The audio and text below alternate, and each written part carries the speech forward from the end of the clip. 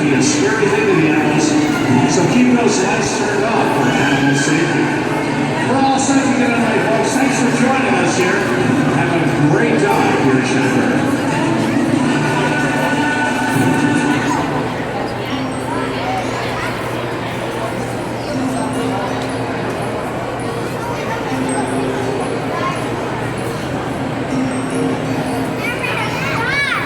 Never forget my first visit to Shenandoah. I realized this was a place with a story. Now I'm a part of it. Thanks for visiting the World's Aquarium. Have you been here before? Or visited for the very first time? There are countless stories to be heard. Stories that will connect you to the most amazing animals on Earth. Stories that must inspire rays to preserve and protect the animal life on this planet. So take a minute and observe the diverse variety of sea life found in Shed's Caribbean Reef Habitat. Once upon a time, all the animals in the Caribbean Reef are part of the vast story of life found in the Earth's waters. These animals here offer you a glimpse of how they live, how they move, how they eat. Let's meet some of these animals right now. But before we do that, let's all wave good morning to our diver, Sean. Sean, how are you doing today? Good morning, great. How are you? Everybody's looking pretty good out here today. Hey, how's the water? The water is great. It's also at the perfect temperature for the animals. We are glad to hear that, Sean. And, I'm going to take a wild guess here, but looks like you're getting ready to feed, I don't know, some cow-nose stingrays. Yeah, here comes one right here. These guys are great. They're just like little puppy dogs here at Shen. They'll come right up to you looking for food. Yes, they will. I know they're well fed, but they always seem hungry. Now, as far as what they eat, the rays will eat things like clams, oysters, they're shellfish. They're big eaters, too. The rays around Sean right now can weigh over 40 pounds. Sean, you got to tell us, what's it like to be so close to the rays when you feed them? I love these guys. They're really very gentle animals. Oh, yeah, a lot more gentle than people think they are, too. And the way they feed is pretty interesting as well. The rays will use those two modified fins near the front of the body and actually draw suction right to their mouth. That's how they gobble all that food. Another amazing animal here on the reef is the Atlantic tarpon. Sean, can you point out that big tarpon to us? Sure. There's one of the tarpons right there. The tarpon is one of the largest, shiniest fish you'll find in Hampton. Yeah, you got that right. Very shiny, very large. Actually, tarpons can reach enormous sizes. You'll sometimes see a tarpon get as big as 350 pounds and go 7 feet long. And something else about tarpons, they're carnivorous. Because of their larger size, they're not afraid to make meals of other fish in the sea. So, yeah, what's what I talk about there, Sean? You should tell these folks about Nickel. Good call. Well, you probably already noticed our green sea turtle, actually right behind Sean, the one we call Nickel. She has, without a doubt, one of the most dramatic stories of any animal here at the aquarium. Once upon a time, Nickel was swimming along Florida's Gulf Coast. Suddenly, without warning, she was struck by the propeller of a motorboat. The injury was severe. To this day, when you look at the back of her shell, just above her tail, you can still see where that impact occurred. The result of her injury is always there to see. Her backside always floats out. Now, luckily, Nickel was discovered in time and nurtured back to health, but she'd never be able to return to the wild. She did, though, have a find a good home here at Shen Aquarium. And we tell that story as a reminder that when we're in the waters of the world, we're the guests and home of all sorts of life. The story about Nickel about her name is also incredible. Now, the name story is pretty good. As you might guess, when Nickel first came to stay with us, she was given a full exam by our veterinary staff. Well, during an x-ray, the vets noticed an object lodged in her throat. They used a small retrieval tool to go down and remove that object. Sean, can you tell everyone what they found in her throat? Sure, they found a 1975 nickel, which is how she got her name. Yes, Nickel's story is amazing, but it's not the only one here. Matter of fact, as you make your way through the galleries this afternoon, this morning, we hope you'll actively try to learn the stories of more of these amazing animals. For instance, see if you can locate Red Deb, the Australian lungfish, living way over in the Rivers Gallery. He's been at the aquarium since, get this, 1933. He's over 90 years old. And don't forget to explore the wild reef. See live, breathtaking coral, beautiful reef fish, and come face to face with dozens of sharks. All these animals here have a story to tell you too. And remember, your visit to Shad today is really just the beginning. On your journey today, pick a couple of animals that really interest you. When you go home, see if you can learn about them still. That way you can have their stories on your friends.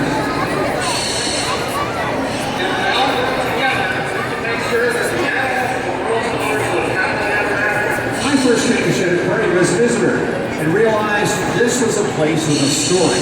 Now I'm a part of it. And now, so are you. Lots of fun time.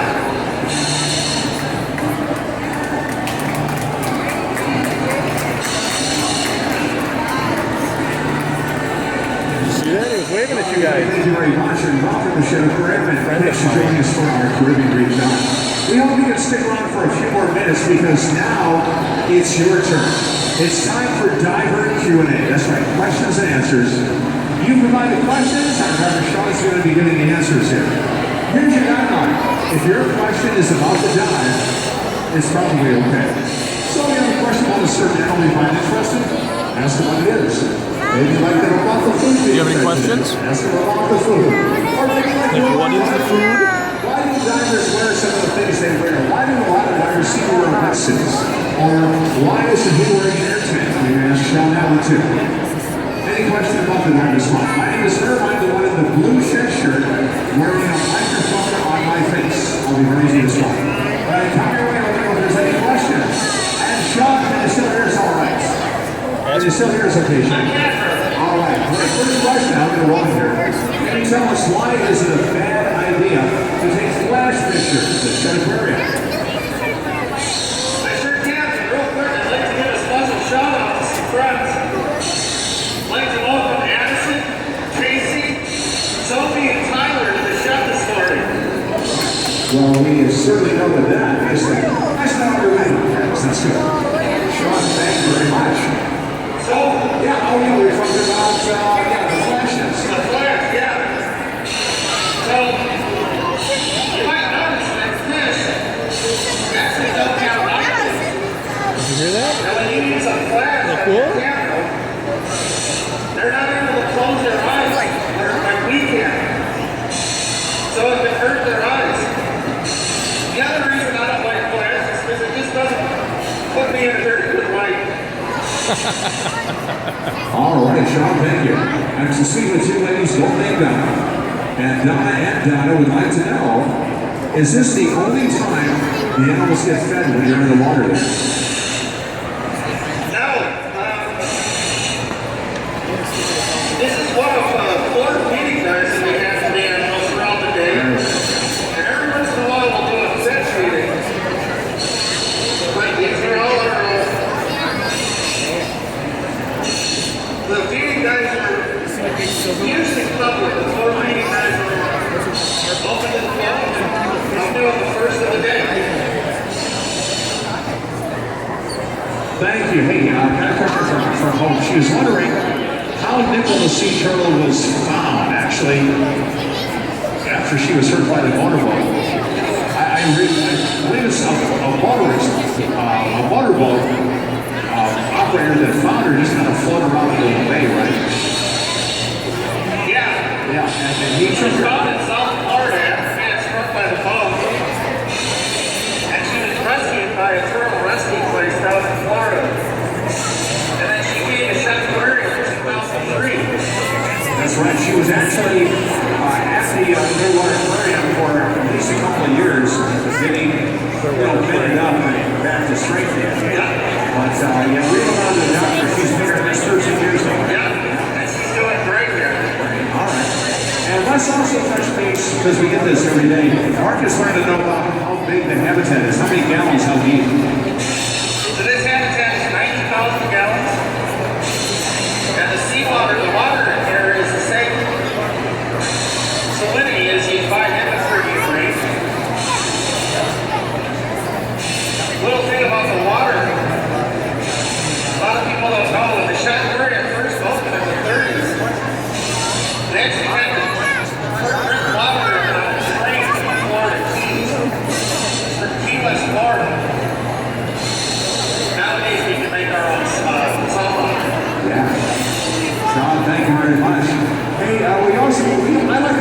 this question. I got a question here from James who wanted to know how you got in there and how you plan on getting out. Are you ever getting out? Unfortunately, they made me get out. I actually got in. Right through a little diamond pit right behind me. And you follow the hose net to see where I come in and out of the exhibit. Okay, question here from Lolita. She would like to know how come there's a rain here that seems to have no tail? What's the story? That was the question I had. The stingrays? Yeah, no tail. So, she was actually, we had a triggerfish in this exhibit for a while back, and the triggerfish sometimes get a little aggressive. We since moved the triggerfish, but the triggerfish in a different exhibit. The thing about this What if ray, fish fit it off? she's doing great, she is. He's actually giving us 4 ratings, so she's doing great.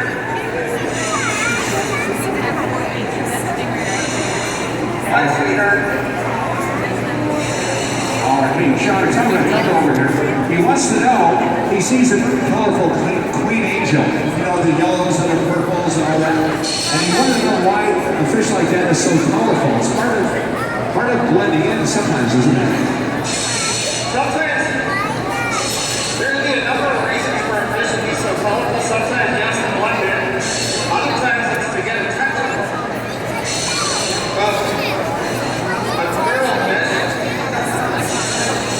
kind of a look and see thing. And some of the fish can actually change colors, like the hogfish. They can change colors. Sometimes the hogfish will start out as a female, and they'll change into a male and they'll change colors. And I can't find the hogfish. Good big ray, just resting. The hogfish is the one that's got the longest snout. And then, yeah, those fish actually change their colors.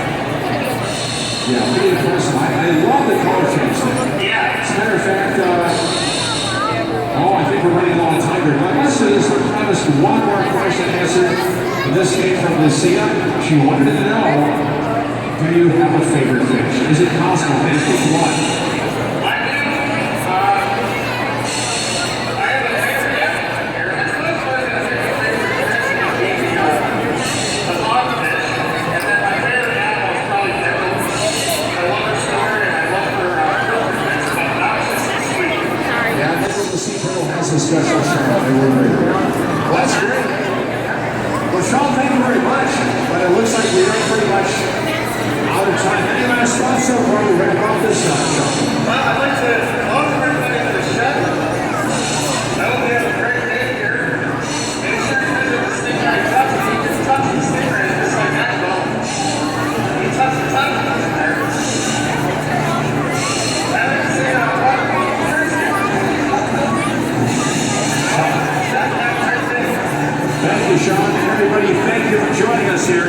Have a great visit here today at Shenandoah. Say thank you, Sean. At this time, everyone, it's open now. We're going back up to the windows if you'd like and get just that much closer to these Caribbean events. Sophie, go closer. Go closer. Edison, go. All throughout the building. Help us keep the animals safe and calm. Please remember 2 very important things. Number 1, please never tap or knock on a window. And number 2, please never take a flash picture or use any light on any recording device. Thanks very much. Watch, Soph, watch. Isn't